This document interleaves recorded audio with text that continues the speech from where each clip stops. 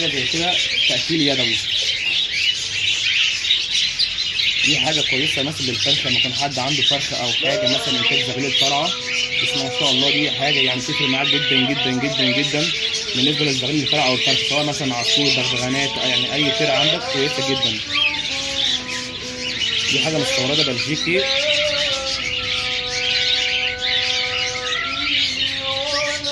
عباره عن بودر مطحون كده، في نسبه بروتين عاليه أوي أوي أوي يعني، بسم الله ما شاء الله يعني عليها. دي حاجه اسمها ستارت بلس، حاجه بروتين غذائي متكامل للعصفور يعني. تجيب لي حاجه جديده زي كده برضه.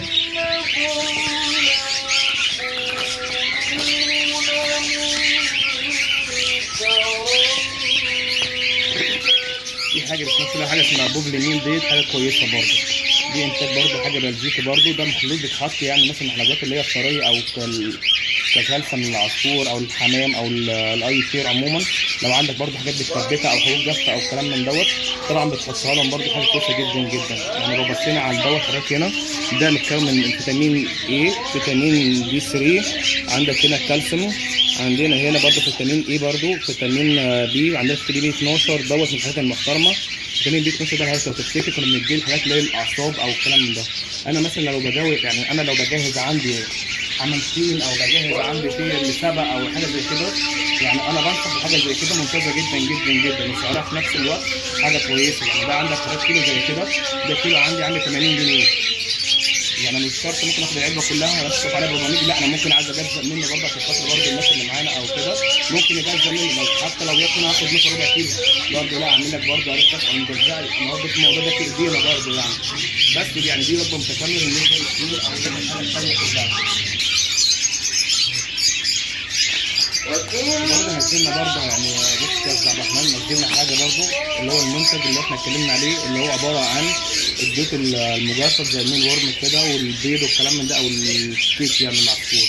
دي حاجه ممتازه جدا جدا جدا. طبعا لو احنا كنا فاكرين ان احنا دي كنا نازلين ماء او كيلوهات، دلوقتي نقدر نوفر منها حاجه سايل زي كده برضه، شكاره زي كده معانا. نزلنا شكاره زي كده بحيث برضه انا ما اقدرش مثلا انا مش عايز كيلو او مثلا سعره مثلا مش في تناول ايدي، فانا عايز مثلا لو ياكل مثلا ربع كيلو او ب 20 جنيه، فلازم برضه لازم ننزل برضه يعني الناس اللي معانا قلنا نوفر لهم برضه بدل يجرب وجبه زي دي. فبرضه نزلنا شكاره زي كده برضه سعرها برضه ممتاز جدا جدا جدا يعني. نزلنا برضه حاجه جديده زي كده دخلناها برضه، ده تحديد برضه مستورد للعصفور. الحاجات اللي مش مثلا ريشه، الحاجات اللي بتاكل بيضه، الحاجات اللي عندها لون عظام، الحاجات اللي في الايام دي الشوكولات اللي ريشه واقع زي كده، دي خلطه تحديد ممتازه جدا جدا جدا. عباره عن حجر احمر، حجر محار يعني الجذور اللي يرسون عليها مجموعه فيتامينات رهيبه زي فيتامين اي، بي 3، بي 1، بي 2، يعني مجموعه فيتامينات محترمه. بي 12 قلت عليك عليه اللي هو بتاع الاعصاب او العصب بتاع الفرد العصفور او الفرد الحمام او كده يعني. دي كنا نازلين منها ده للعصفور. قبل كده كنا نازلين بعبوه 5 كيلو للحمام، لو تفتكر الحمام الزاجل او السبق كنا نازلين برضه حاجه زيها برضه كده موجود برضه للحمام الزاجل او السبق موجود برضه ليه يعني. نزلنا برضه منتج جديد زي دوت برضه حاجه شامبو كده برضه للطير مثلا، يعني لو في صفه في لبس الطير او حاجه او كلام من ده لما عرفت الطير.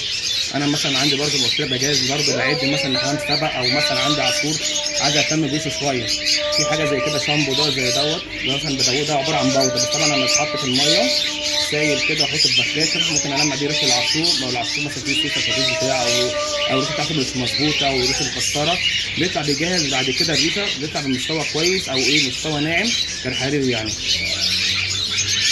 برضه نازل برضه بقى ده معالج الحشرات لو في مثلا في طبعا الحشرات جوه الحاجه زي كده، ده معالج برضه الحشرات برضه عباره عن شامبو برضه حاجه كويسه زي كده برضه.